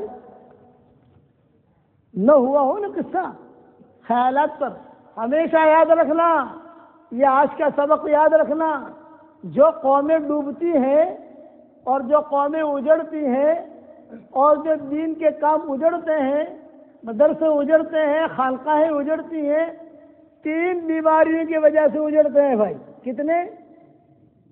نمبر 1 حسد، نمبر 2 ضد، نمبر 3 بدگمانی۔ جب پہلے سب ہوتی ہے نا، پہلے سب شیطان ان کو جو اجاڑتا ہے یہ 3 کی وجہ سے اجاڑتا ہے۔ حسد لاتا ہے، یا ضد میں لے آئے گا، ضد ڈال دے گا، یا بدگمانی ڈال دے گا۔ تو بدگمانی ڈال کر جو پوری سے پہلی سے ختم ہوگی، پھر دوسری سے ختم ہوگی، پھر تیسری سے ختم ہوگی، پھر سارا کے سارا جو بکھڑا ہو جائے گا۔ اور یہاں حضور صلی اللہ علیہ وسلم نے یہ سکھایا، حضرت عائشہ نے کہا ایک جملہ بھی نہیں کہا۔ حضرت صفیہ کہتی تھی میرا باپ ہوئے ابن اخطب اتنا خطرناک آدمی کہ جس نے پوری جان مال لگا دی حضور کے دن کو ختم کرنے پر، میں زندگی میں رہی حضور کے پاس کبھی بھی حضور صلی اللہ علیہ وسلم نے میرے باپ کے بارے میں نہیں کہا تیرے باپ نے مجھے بہت تکلیف پہنچائی ہے۔ ہاں کبھی کبھار میرا باپ بیمار ہوتا، جیسے گھر میں کوئی بیمار ہوتا ہے تو حضور خود کہتے تو کچھ سنا ہے ہوئی ابن اخطب کی طبیعت خراب ہے، تم چلے جاؤ ابا کی خیر خبر لے آؤ، ابا کی خیر خبر لے آؤ۔ یہ اخلاق حضور نے ہمیں سکھائے ہیں۔ آج اللہ معاف کروائے ہمارے اندر یہ اخلاق نہیں۔ مدینہ منورہ مکہ مکرمہ میں ایک لڑکی تھی، اس کا نام تھا سارہ، گانا بہت اچھا گاتی تھی۔ 3 لڑکیوں کے قصے حدیثوں میں آتے ہیں۔ ایک تو مدینہ منورہ میں ایک لڑکی تھی جو اڈے چلاتی تھی، زنا کے اڈے۔ مکہ مکرمہ میں ایک لڑکی تھی جس کا نام تھا سارہ، یہ گانے کے اڈے چلاتی تھی، گانا بہت اچھا گاتی تھی، بہت اس کے آواز میں کشش تھی، تو لوگ دور دور سے آتے تھے گانا سننے کے لیے اور بہت پیسہ بھی دیتے تھے، ٹپ بھی دیتے تھے۔ ایک لڑکی، اس کا قصہ آتا ہے حدیثوں میں۔ اور ایک عناق نامی لڑکی تھی مکہ مکرمہ میں جو زنا کے اڈے چلاتی تھی۔ یہ 3 لڑکیوں کے قصے حدیثوں کے اندر آتے ہیں۔ میں حضور کے اخلاق پر صرف سارہ کا قصہ مختصر سناؤں۔ سارہ جو تھی یہ حضور صلی اللہ علیہ وسلم کے خلاف گانا بہت گاتی تھی، اور یہ مکہ والے قرب جوار والے حضور کے خلاف گانے لکھ کر دیتے تھے، وہ سارہ گاتی تھی، حضور صلی اللہ علیہ وسلم بھی سنتے تھے، آواز پڑتی تھی کہ حضور ایسے ہیں، حضور ایسے ہیں، محمد ایسے ہیں، محمد ایسے ہیں۔ آپ کو تکلیف بھی ہوتی تھی۔ ایک مرتبہ ایسا ہوا کہ سارہ مدینہ منورہ آئی، اور مدینہ منورہ جب آئی تو لوگوں میں چرچے ہوئے، سب مدینہ منورہ والے بھی سارہ کو جانتے تھے، مکہ والے بھی جانتے تھے، جو صحابہ ابھی صحابہ ہوئے ہیں وہ بھی ٹپ بہت دیتے تھے، حضرت عمر پیسے دیتے تھے زمانے جاہلیت کے اندر، حاتم بن بلتعی پیسہ دیتے تھے، سب پیسہ دیتے تھے اس کو۔ یہ تو مسلمان ہو کر یہاں آ گئے۔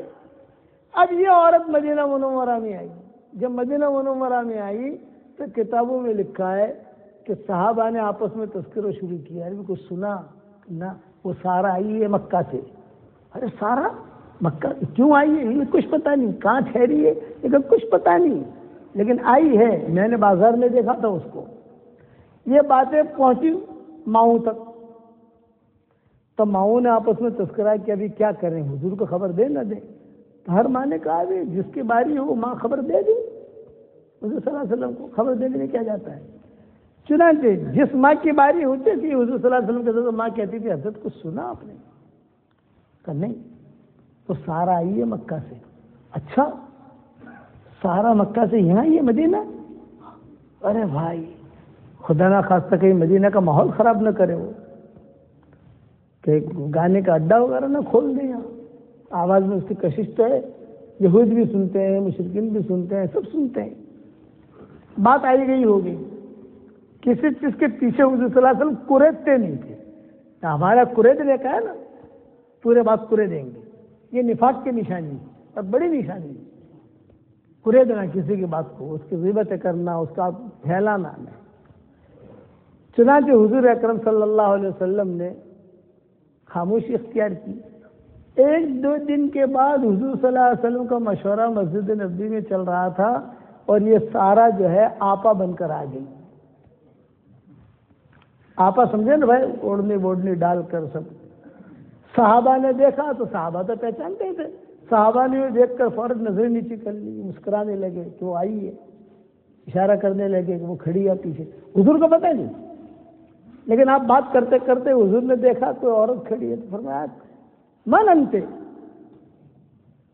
تو کون ہے؟ اچھا اتفاق یہ تھا کہ وہ آئی جہاں آج کل اہل صفہ ہے، وہاں اس رستے سے آئی، اور اسی کے قریب میں ماؤں کے مکانات تھے.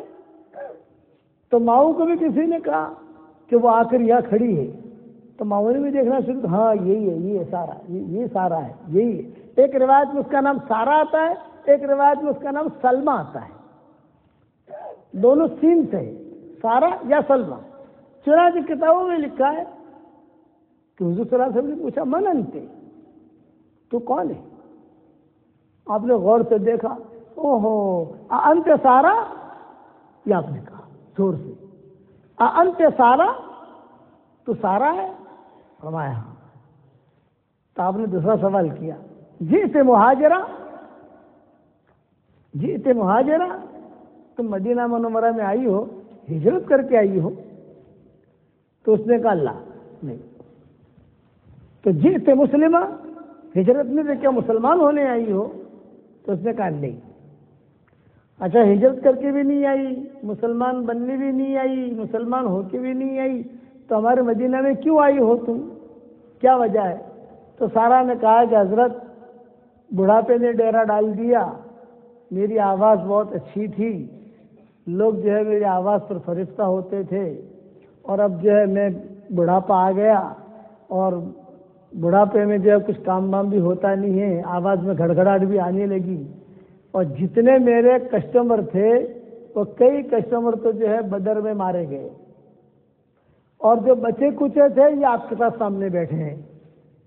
صحابہ یہ میرے کسٹمر، سارے کے سارے میرے کسٹمر تھے، یہ لوگ آتے تھے میرے پاس، یہ مسلمان ہو گئے، یہ یہاں آ گئے سارے کے سارے، تو میرا دھندا بند ہو گیا. اب میں چاہتی ہوں آپ میری مدد کریں. آخری درجے کی لڑکی ہے، حضور کے اتنا گانے، حضور کے خلاف گانے گائے ہیں، بارہ ہے سب کو، آخری درجے کی ہے. لیکن اللہ کے نبی نے جواب کیا دیا، ہاں ہاں کوئی بات نہیں، کوئی بات نہیں، میں ضرور تیری مدد کروں گا، اور میں مسلمانوں پر بوجھ نہیں ڈالوں گا. یعنی مسلمانوں کو نہیں کہوں گا چندہ کرو چندہ کرو، نا، میں میرے خاندان کے لوگوں میں سے تجھے دوں گا. چنانچہ آپ نے قریش سے کہا، جو قریش بھائی ازواج مطہرات سے کہا، اس سے کہا تمہارے پاس جو بھی ہو تم دو. کسی نے انگوٹھی دی، کسی نے کان کی بالی دی، کسی نے کھجوریں دی، کسی نے کپڑا دیا، کسی نے جو دیا، جو تھا جس کے پاس. اور حضور نے چادر بچھائی، چادر بچھا کر جو ہے سارا کا سارا کاج دے دو سب کو. صحابہ کھڑے کھڑے دیکھ رہے تھے کہ سارا کے ساتھ اخلاق برت رہے ہیں، جس نے پوری زندگی حضور صلی اللہ علیہ وسلم کو ستایا ہے اور تکلیف دی ہے. اور فتح مکہ سے پہلے کا ایک قصہ ہے، بدر کے بعد کا ایک قصہ ہے. اب فتح مکہ کی تیاری ہو رہی ہے، فتح مکہ کی تیاری سے پہلے یہ قصہ ہے. مدینہ منورہ میں آئی تھی یہ سارا، تو پھر حضور صلی اللہ علیہ وسلم نے جب دیا تو آپ نے فرمایا سارا ہی تیرے لیے کافی ہے کہ اور بھی دوں؟ اس نے کہا نہیں، یہ تو بہت کافی ہے، کافی و اکفا، کافی بھی ہے، کافی سے بھی زیادہ ہے. میں جو ہے اب مجھے میں تو حضور صلی اللہ علیہ وسلم نے باندھ کر اس کو دیا، یہ کہا جاؤ تم جاؤ، میں نے تمہاری خدمت کر دی. یہ اخلاق برتے حضور نے حضرت سارا کے ساتھ. یہ سارا بعد میں مسلمان ہو گئی تھی، بعض کتابوں میں لکھا ہے مسلمان بھی ہو گئی. اس کی شادی کا قصہ بھی عجیب ہے سارا کی، بعد میں انشاءاللہ سناؤں گا، ابھی تو ٹائم نہیں ہے، ابھی تو 7:30 بجنے لگے. سارا کی شادی کا قصہ بھی عجیب ہے. اب جب مسلمان ہو گئے تو شادی کرے گی نا وہ، تو اس کا بھی قصہ بھی عجیب ہے. میں تو یہ چاہتا ہوں جتنا مجمع یہ بات میری سن رہا ہے، صرف اتنا مجھے کہنا ہے، اپنے دل کی دنیا کو آباد رکھو، بدگمانیوں سے بچو، اللہ سے گہرا تعلق رکھو. دیکھو دنیا ابھی ختم ہونے والی ہے، قیامت بہت جلدی آنے والی ہے، قیامت میں دیری نہیں ہے، بڑی بڑی نشانیاں قائم ہو گئی. اب تو ہم ہمارے دل کو مضبوط پکڑیں. اور آپ لوگوں کو ہدیہ دینا چاہتا ہوں، قبول کرو گے بھائی؟ 10 مرتبہ سورہ اخلاص پڑھو تو جنت میں ایک محل تیار ہو جاتا ہے، اور 20 مرتبہ پڑھو 2 محل تیار ہو جاتے ہیں، 30 مرتبہ پڑھو 3 محل تیار ہو جاتے ہیں. 10 مرتبہ سورہ اخلاص پڑھنے سے بولٹن میں ایک محل ملتا ہے بھائی. ارے بتاؤ تو صحیح، بوئٹن میں کیا ہندوستان میں نہیں ملے گا، جھوپڑا نہیں ملے گا. اور ہماری شریعت کتنی آسان ہے، 10 مرتبہ سورہ اخلاص پڑھو تو جنت میں ایک محل تیار. حضور صلی اللہ علیہ وسلم نے حضرت عمر سے کہا تھا، عمر 10 مرتبہ سورہ اخلاص پڑھ، جنت میں ایک بنگلہ تیار ہو جائے گا. حضرت عمر نے کہا کہ حضرت 10 مرتبہ پڑھوں ایک بنگلہ تیار؟ آپ نے فرمایا ہاں. حضرت عمر نے کہا میں تو بہت بنگلے تیار کروں گا. تو آپ نے فرمایا تجھے جتنے کرنے ہو کر، تو بناتے بناتے تھک جائے گا، اللہ دیتے دیتے نہیں تھکے گا. تو میں نے 2013 سے کہنا شروع کیا ہے. الحمدللہ ہمارے سبق یہاں بھی پہنچتے ہوں گے واٹس ایپ کے الحمدللہ. تو کئی جگہوں میں 4 چیزیں بتاتا ہوں ہمارے شاگردوں کو دنیا کے اندر جو واٹس ایپ کے شاگرد ہیں. 313 مرتبہ سورہ اخلاص پڑھو، 313 مرتبہ درود شریف پڑھو، 313 مرتبہ استغفار پڑھو، 313 مرتبہ سورہ فاتحہ پڑھو. اس کے بعد جو دعا مانگو گے اللہ آپ کی دعا قبول کرے گا. ایک دن میں نہیں پڑھ سکتے تو حرج کی بات نہیں، 2 دن میں پورا کرو، 3 دن میں پورا کرو، 4 دن میں پورا کرو، 5 دن میں پورا کرو. سورہ اخلاص کی جتنی فضیلتیں حدیثوں میں آتی ہے اتنی کسی بھی سورت کی فضیلت حدیثوں میں نہیں آئی. تو بنگلے بناؤ گے انشاءاللہ. اور ایک بات کہوں، آپ جتنے 313 مرتبہ سورہ اخلاص پڑھو گے 31 بنگلے جنت میں تیار ہو جائیں گے انشاءاللہ. 104 مرتبہ قرآن شریف پڑھنے کے برابر اللہ ثواب دے گا. اور انشاءاللہ کوئی انکم ٹیکس والا آپ کو فون نہیں کرے گا. بولٹن میں اگر 2 پلاٹ لے لیا آپ نے، انکم ٹیکس والے کھڑے ہو جاتے نہیں ہو جاتے؟ بھئی حساب کتاب بتاؤ کہاں سے پیسے لائے. یہ ہماری شریعت کتنی آسان ہے، لیکن ہم ہماری شریعت پر عمل نہیں کرتے. یہ میری طرف سے ہدیہ ہے. اس کا نام ہے جاندار، شاندار، مالدار، دیندار، ایماندار. یہ وظیفہ ہے. جس کو بھی میں نے بتایا الحمدللہ فائدہ ہی فائدہ ہوا. اور ایک بات بتاؤں، جو اللہ جنت میں بنگلہ دے سکتا ہے وہ اللہ دنیا میں بھی دے سکتا ہے، نہیں دے سکتا؟ اللہ قادر ہے. اور یہ میری تصویر ہے، اس کا نام بھی ہے جاندار، شاندار، مالدار، دیندار، ایماندار. پورے بولٹن والوں کو دے نہیں سکتا. ہر جگہ جہاں جاتا ہوں میں امام صاحب کو دے دیتا ہوں، لو امام سے میری طرف سے ہدیہ. جاندار، شاندار، مالدار، دیندار، ایماندار. پون بھی بہت لائے گی انشاءاللہ، برکتی ہے. پڑھتے رہو، اس کے اوپر چلتے رہو تو کرو گے انشاءاللہ بھائی. اور ایک بات اور عرض کرتا ہوں، ایک دعا پڑھاتا ہوں، پڑھ لو، پڑھیے میرے ساتھ. ربنا اغفر لی ولوالدی وللمؤمنین یوم یقوم الحساب.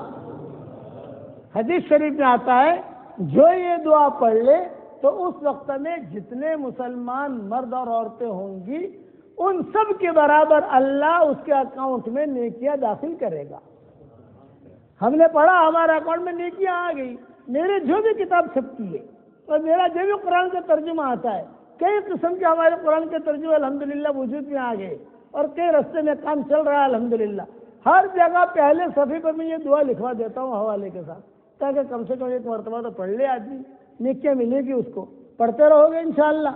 ہماری شریعت میں نیکیاں کمانا بہت آسان ہے، گناہ معاف کرانا بہت آسان ہے.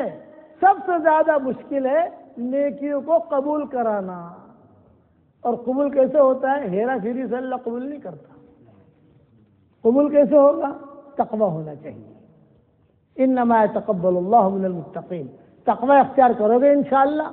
بس اب دیکھو 7:30 بج رہے ہیں، ابھی دعا بھی ہوگی، 7:45 بجے اذان ہوگی انشاءاللہ.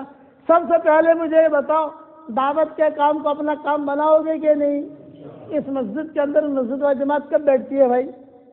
ہماری مسجد ہے، مسجد کے بیٹھتے تو ہوں گے عشاء کے بعد، روزانہ بیٹھتے ہیں اور جماعتیں نکلتی ہیں یہاں سے ماشاءاللہ.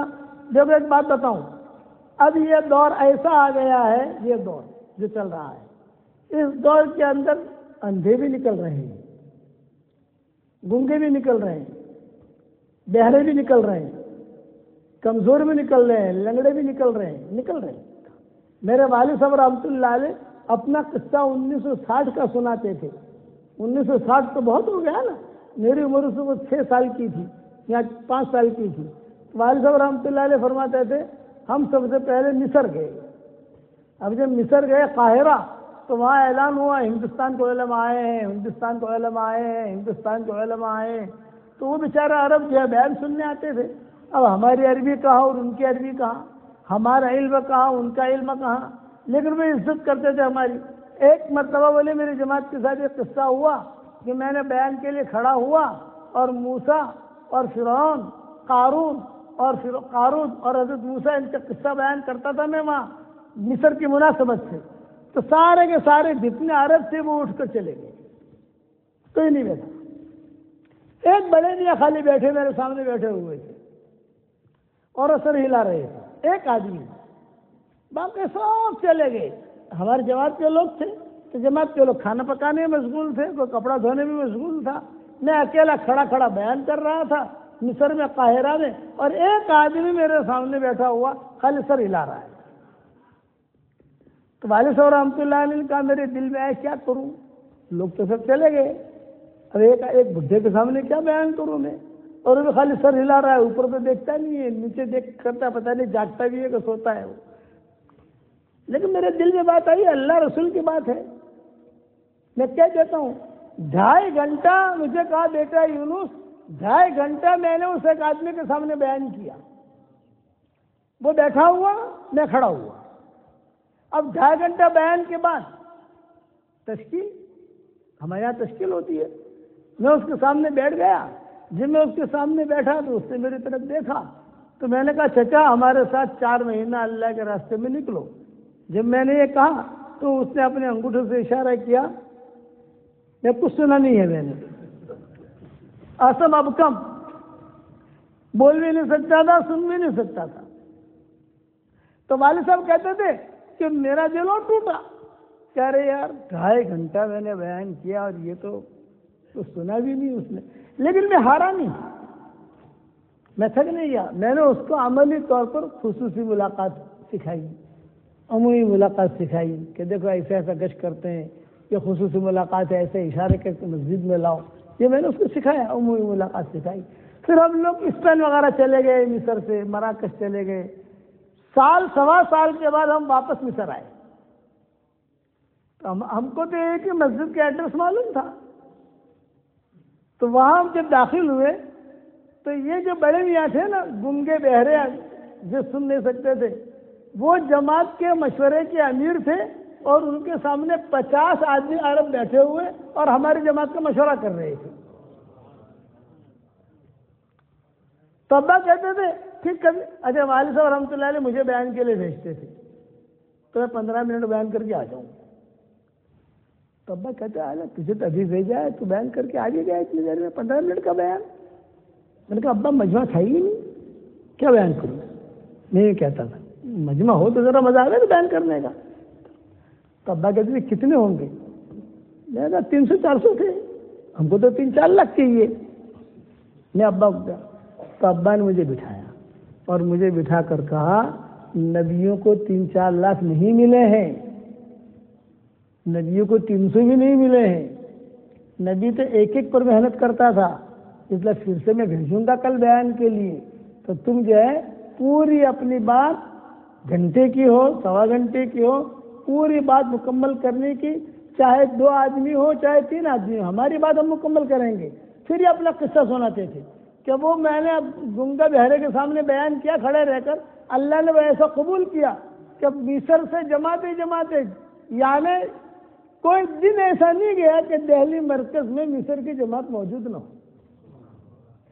ابا کہتے ہیں کہ دیکھ بیٹا تجھے اوپر جا، وہ عرب لوگ اوپر ٹھہرتے تھے، بولے تو اوپر جا مصر کے کتنے لوگ ہیں، کوئی ایک دن بھی ایسا نہیں ہے کہ مصری یہاں نہ آتا ہو. اور ابھی بھی جاتے ہیں مکہ مکرمہ مدینہ منورہ ہم رہتے ہیں، مصریوں میں ہمارے خوب بیانات ہوتے ہیں، لے جاتے ہیں بیان کرواتے ہیں، یہ کرتے ہیں.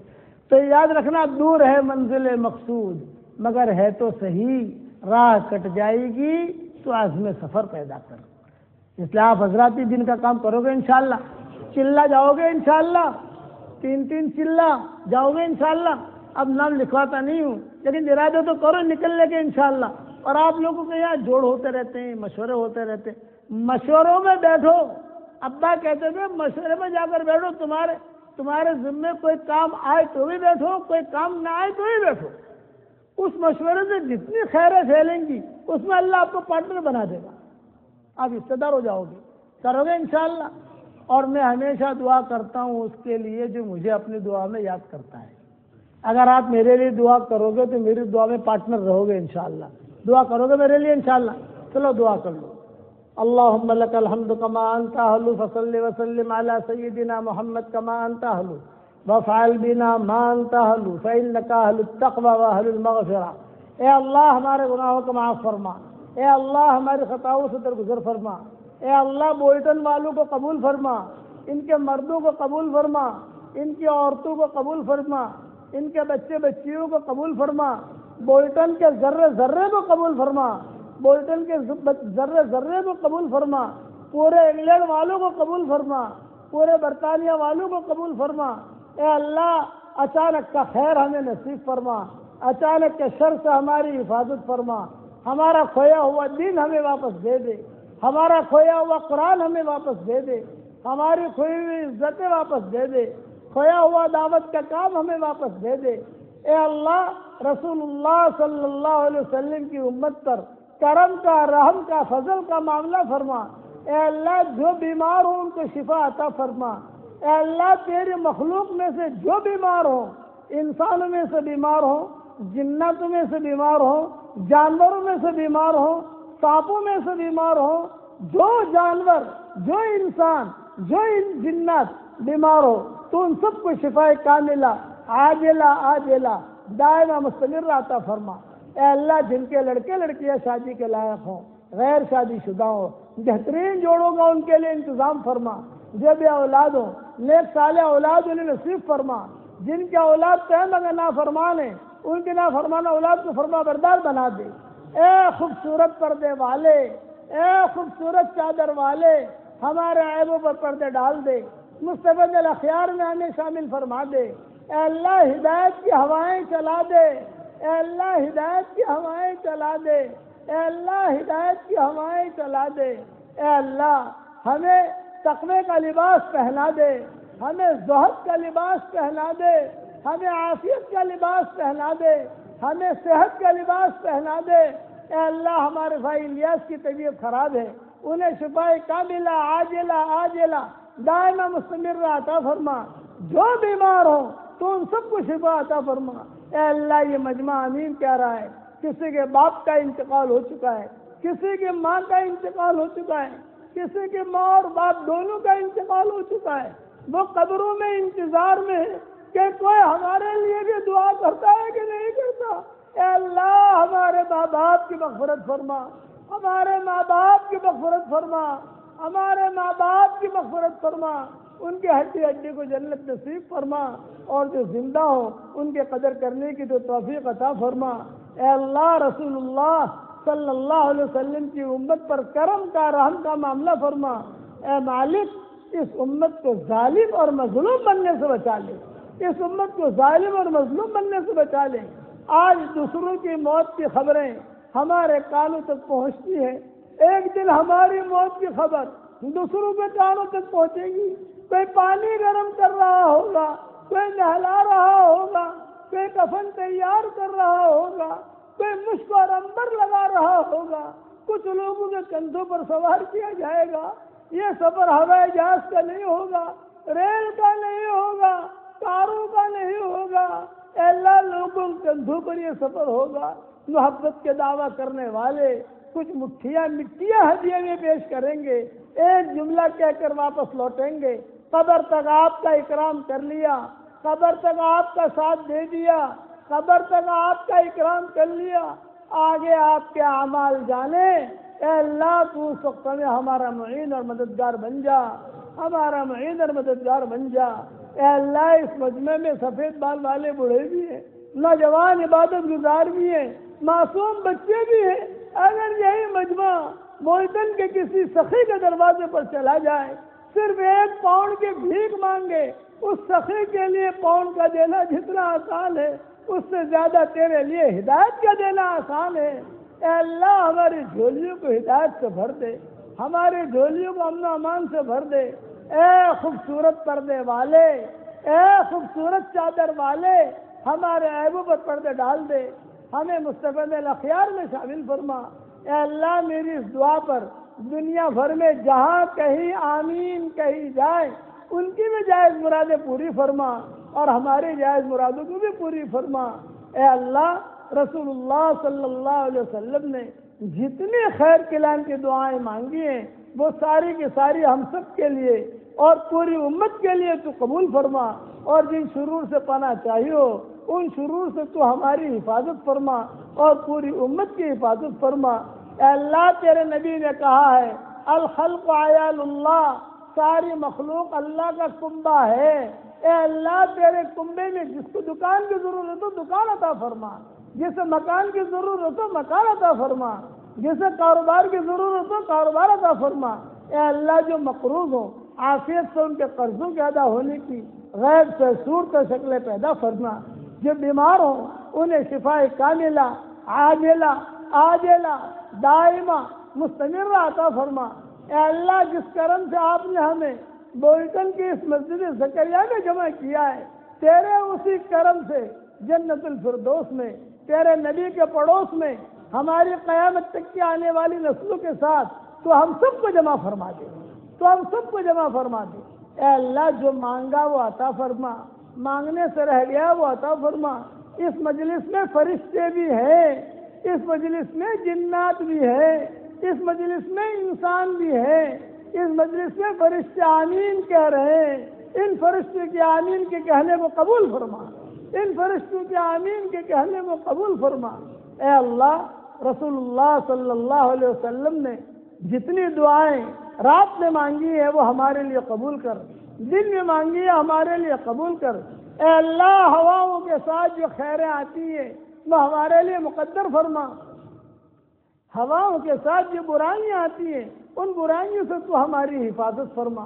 اے اللہ یہ امت بہت پریشان ہے، تو ہی بتا یہ امت کب تک پریشان رہے گی، بچے کب تک شہید ہوں گے، عورتیں کب تک بیوائیں ہوں گی، نوجوان کب تک شہید ہوں گے۔ اے اللہ کرم کا معاملہ فرما دے، رحم کا معاملہ فرما دے، ہماری آنکھوں میں تیری محبت کا سرما لگا دے، ہماری آنکھوں میں تیری محبت کا سرما لگا دے، اور اے اللہ ہمارے دل میں تیری معرفت کا نور کوٹ کوٹ کے بھر دے۔ اے اللہ اگر آپ نے ہمارا نام سعید و نیک بختوں میں لکھا ہو تو ہمارا نام انہی میں لکھے رکھیو، اور اگر آپ نے ہمارا نام شقی اور بدبختوں میں لکھا ہو تو ہمارا نام ان کی فہرست سے مٹا دینا، اور نیک لوگوں کے فہرست میں ہمارا نام لکھ لینا۔ لکھنا بھی آپ کا کام ہے، مٹانا بھی آپ کا کام ہے، لوح و قلم بھی آپ کے پاس ہے۔ سعداء میں تو ہمارا نام لکھ لے، سعداء میں تو ہمارا نام لکھ لے، سعداء میں تو ہمارا نام لکھ لے۔ اور اے اللہ اپنے فضل و کرم سے ہماری دعاؤں کو قبول فرما، جو مانگا وہ عطا فرما، مانگنے سے رہ گیا وہ عطا فرما۔